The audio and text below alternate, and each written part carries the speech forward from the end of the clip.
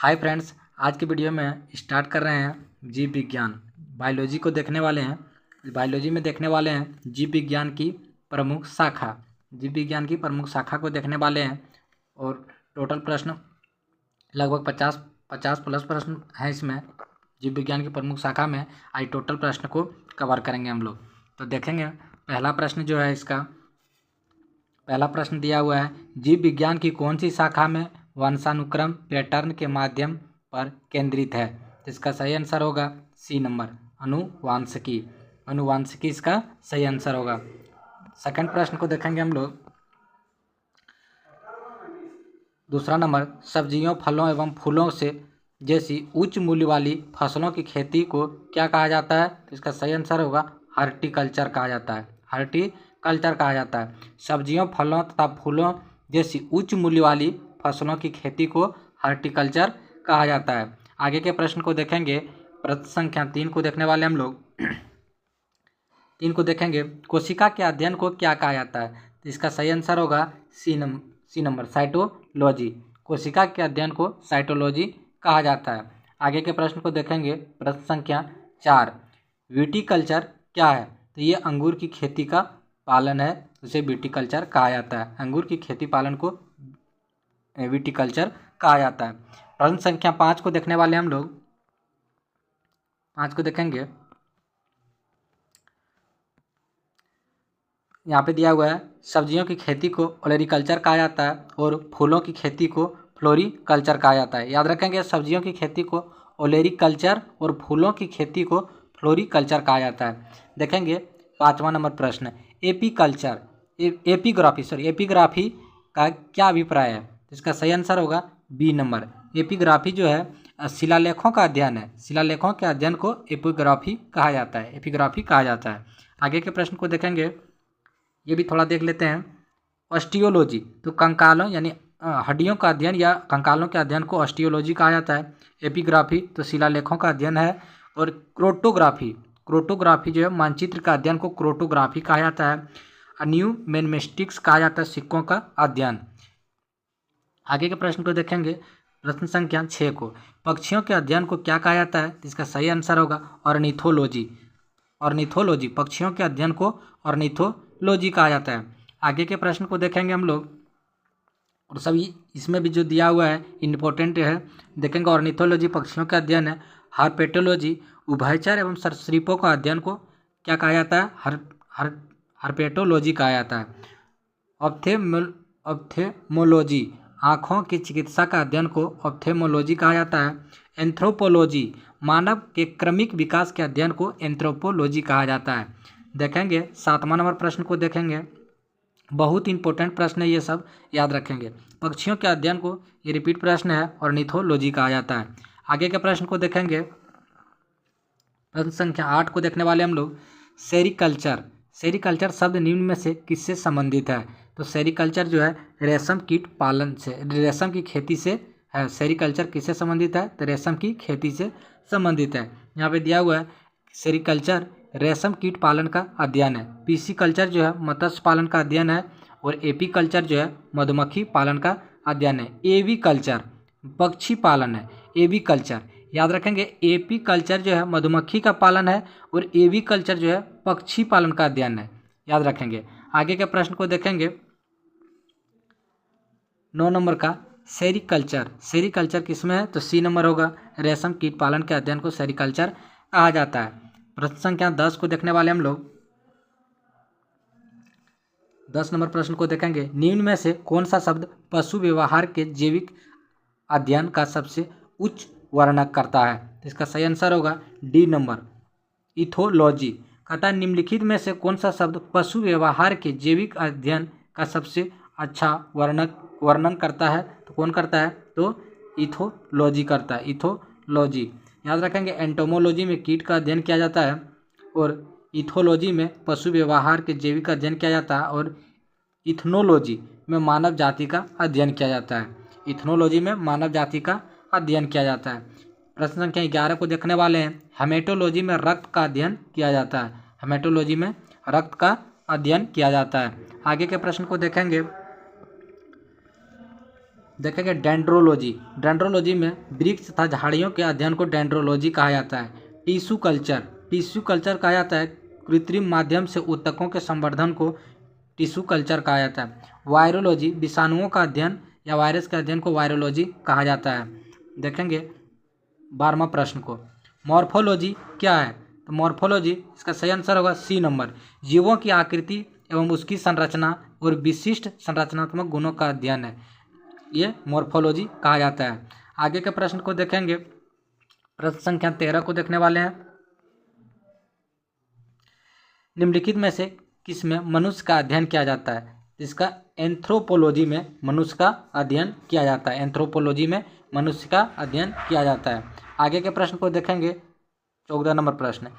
जंतु विज्ञान किस शाखा का मानव जाति के समाजशास्त्र के अध्ययन से गहरा संबंध है? इसका सही आंसर होगा एंथ्रोपोलॉजी। एंथ्रोपोलॉजी जंतुओं की किस शाखा का मानव जाति के समाजशास्त्र से गहरा संबंध है? तो इसका सही आंसर होगा एंथ्रोपोलॉजी। आगे के प्रश्न को देखेंगे,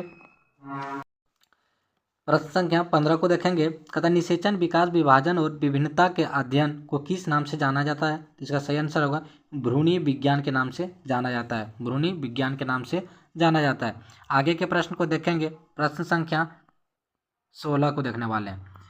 प्रश्न संख्या 16 को देखेंगे, यहाँ पे दिया हुआ है फिजियोलॉजी।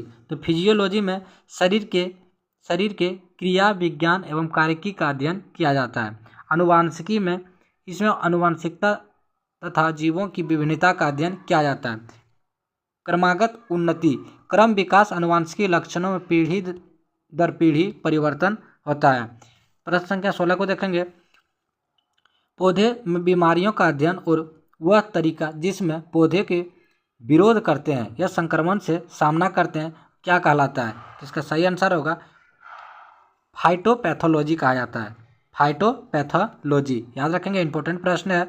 पौधे में बीमारियों का अध्ययन और वह तरीका जिससे पौधे का विरोध है वह यह संक्रमण से लड़ने में संक्रमण का सामना करते हैं उसे फाइटोपैथोलॉजी कहा जाता है। आगे के प्रश्न को देखेंगे, प्रश्न संख्या 17 को देखने वाले हैं। जीवित चीज़ों पर मृदा के प्रभाव का अध्ययन मृदा विज्ञान की किस शाखा के अंतर्गत किया जाता है? तो इसका सही आंसर होगा एडाफोलॉजी। एडाफोलॉजी जीवित चीज़ों पर मृदा के प्रभाव का अध्ययन मृदा विज्ञान की शाखा के अंतर्गत किया जाता है, उसे एडाफोलॉजी कहा जाता है। रिपीट कर रहे हैं, 2 बार पढ़ रहे हैं ताकि आप लोगों को अच्छी तरह से समझ में आ जाए। देखेंगे एडाफोलॉजी में जीवित चीज़ों पर मृदा के प्रभाव का अध्ययन किया जाता है। एंड्रोलॉजी, एंड्रोलॉजी में पुरुषों में बांझापन या यौन रोगों का अध्ययन किया जाता है। आगे के देखेंगे एग्रोबायोलॉजी। एग्रोबायोलॉजी में कृषि में पौधा का अध्ययन व जीवन का अध्ययन होता है। डेस्मोलॉजी एनाटॉमी के अंतर्गत स्नायु का अध्ययन होता है इसमें। आगे के प्रश्न को देखेंगे, प्रश्न संख्या 18 को देखने वाले हैं। 18 को, निम्नलिखित में से शरीर विज्ञान एवं चिकित्सा का वह कौन सा शाखा है जो पुरुष के विशिष्ट रोग एवं स्थितियों से संबंधित है, उसे क्या कहा जाता है? इसका सही आंसर होगा ए नंबर, एंड्रोलॉजी कहा जाता है। निम्नलिखित में से शरीर विज्ञान का वह चिकित्सा कौन सी है शाखा है जो पुरुषों के विशिष्ट रोगों से स्थितियों से संबंधित, वह एंड्रोलॉजी कहा जाता है। एंड्रोलॉजी में पुरुष के बांझापन यौन रोग का अध्ययन है और इसमें बायोकोलॉजी में प्राकृतिक वातावरण में रहने वाले जीवों के बीच अतः संबंध को दर्शाता है बायोकोलॉजी। एस्टाकोलॉजी क्रेफिश का अध्ययन को एस्टाकोलॉजी कहा जाता है। डेस्मोलॉजी में शरीर रचना के अंतर्गत स्नायुबंधन का अध्ययन है।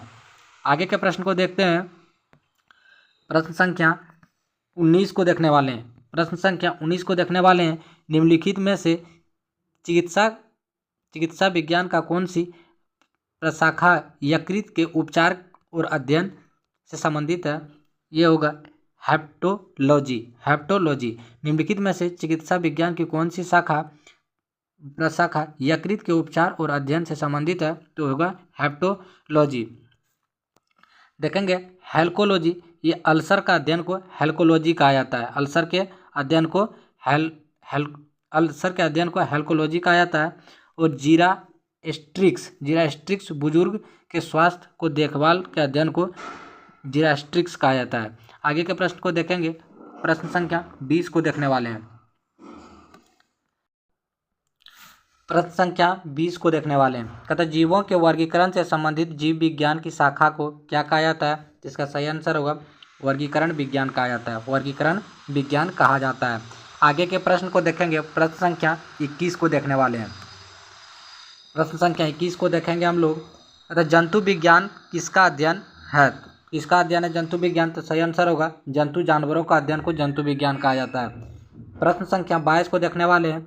विज्ञान की एक शाखा जो जीवन या पृथ्वी से परे मौजूद जीवन का संभावनाओं से संबंधित है उसको क्या कहा जाता है? तो इसका सही आंसर होगा एक्सोबायोलॉजी कहा जाता है। एक्सोबायोलॉजी कहा जाता है। कहते हैं विज्ञान की एक शाखा जो जीवन या पृथ्वी से परे मौजूद जीवन से संभावनाओं से संबंधित उसको क्या कहा जाता है? तो एक्सोबायोलॉजी कहा जाता है।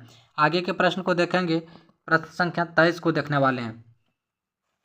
कहता डैश तत्वों को मानव जैसी प्रजातियों जैसे बंदर, वानर, मनवानुस आदि व्यवहार का अध्ययन है उसे क्या कहा जाता है? तो इसका सही आंसर होगा प्राइमेटोलॉजी कहा जाता है। प्राइमेटोलॉजी में मानव जैसी प्रजाति बंदर, वानर, वनमानुष आदि का व्यवहार किया जाता है। आगे के प्रश्न को देखेंगे, प्रश्न संख्या 24 को देखेंगे। निम्नलिखित में से कौन सा मकड़ियों का अध्ययन है? तो इसका सही आंसर होगा आर्किनोलॉजी। आर्किनोलॉजी में मकड़ियों का अध्ययन किया जाता है। प्रश्न संख्या 25 को देखेंगे हम लोग। देखेंगे इसमें आर्किनोलॉजी में मकड़ियों का अध्ययन किया जाता है। एंथ्रोपोलॉजी में मानव की संस्कृति या सभ्यता का अध्ययन किया जाता है। एपिकोलॉजी में मधुमक्खी का अध्ययन किया जाता है। और साइनोलॉजी में कुत्तों का अध्ययन किया जाता है। साइनोलॉजी में कुत्तों का अध्ययन किया जाता है। सौरोलॉजी में क्या किया जाता है? तो इसमें सही आंसर होगा छिपकली। सौरोलॉजी में छिपकली का अध्ययन किया जाता है। आगे के प्रश्न को देखेंगे, प्रश्न संख्या 26 को देखने वाले हैं। डैश लिखित दस्तावेज है जो एक मानव विज्ञान संस्कृति की चित्रण दर्शाते अनुसंधान में तैयार करता है उसे क्या कहा जाता है? तो इसका सही आंसर होगा ए नंबर एथनोग्राफी कहा जाता है। एथनोग्राफी कहा जाता है। आगे के प्रश्न को देखेंगे, प्रश्न संख्या 27। प्राचीन काल के जानवरों, पौधे एवं अन्य जीवों के संरक्षित अवशेषों या चिन्हों का अध्ययन को क्या कहा जाता है? तो इसका सही आंसर होगा सी नंबर जीवाश्म विज्ञान या पैलियोंटोलॉजी कहा जाता है। प्राचीन काल में जानवरों, पौधे एवं अन्य जीवों के संरक्षित अवशेषों या चिन्हों का अध्ययन का विज्ञान क्या कहलाता है? तो पैलियोंटोलॉजी या जीवाश्म विज्ञान कहा जाता है। आगे के प्रश्न को देखेंगे, प्रश्न संख्या 28। जीवाश्मों का अध्ययन को क्या कहा जाता है? तो जीवाश्म विज्ञान या पैलियोंटोलॉजी कहा जाता है। आगे के प्रश्न को देखेंगे, 29 नंबर प्रश्न। पैलियोंटोलॉजी में किसका अध्ययन किया जाता है? तो जीवाश्म का अध्ययन किया जाता है। 30 नंबर प्रश्न को देखेंगे, पादप विज्ञान में किसका अध्ययन किया जाता है? तो पादप में विज्ञान में पौधे का अध्ययन किया जाता है। पादप विज्ञान में पौधे का अध्ययन किया जाता है। प्रश्न संख्या 31 देखने वाले हम लोग। 31 को देखेंगे, ऑन्कोलॉजी में किसका अध्ययन किया जाता है? तो इसका सही आंसर होगा कैंसर का अध्ययन को ऑन्कोलॉजी कहा जाता है। आगे के प्रश्न को देखेंगे, प्रश्न संख्या 32। कवक विज्ञान क्या है? तो इसका सही आंसर होगा कुकुरमुत्ते का अध्ययन को कवक विज्ञान कहा जाता है। देखेंगे 33 नंबर प्रश्न को, माइकोलॉजी में किसका अध्ययन किया जाता है? तो कवक के अध्ययन को माइकोलॉजी कहा जाता है। आगे के प्रश्न को देखेंगे, प्रश्न संख्या 34 को देखने वाले हम लोग।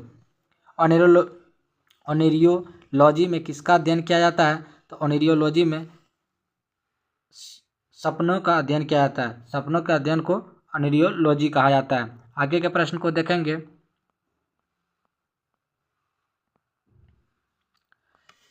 प्रश्न संख्या 35 को देखने वाले हैं। टॉक्सिकोलॉजी में किसका अध्ययन किया जाता है? तो इसका जहर का अध्ययन को टॉक्सिकोलॉजी कहा जाता है। आगे के प्रश्न को देखेंगे, प्रश्न संख्या 36 को देखने वाले हैं। टैक्सोनॉमी मूल रूप से डैश से संबंधित है। तो टैक्सोनॉमी किससे संबंधित है? तो इसका सही आंसर होगा जैव विविधता से संबंधित है टैक्सोनॉमी। आगे के प्रश्न को देखेंगे, प्रश्न संख्या 37 को देखने वाले हैं। प्रश्न संख्या 37 को देखने वाले हम लोग।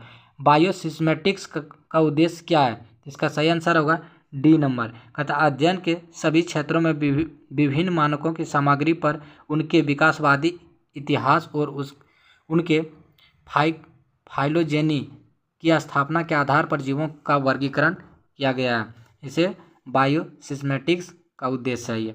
आगे के प्रश्न को देखेंगे। प्रश्न संख्या 38 को देखने वाले हैं।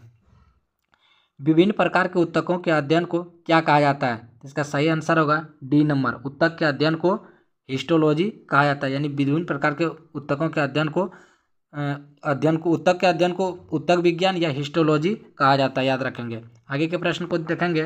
प्रश्न संख्या 39 को देखने वाले हैं।